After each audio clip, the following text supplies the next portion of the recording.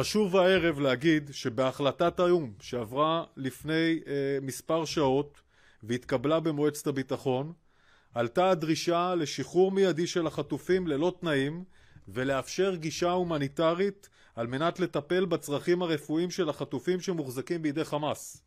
אנחנו קוראים לקהילה הבינלאומית, לארגונים הבינלאומיים, לממש את ההחלטה. חשוב הערב להגיד שבהחלטת האו"ם שעברה לפני מספר שעות והתקבלה במועצת הביטחון, עלתה הדרישה לשחרור מיידי של החטופים ללא תנאים ולאפשר גישה הומניטרית על מנת לטפל בצרכים הרפואיים של החטופים שמוחזקים בידי חמאס.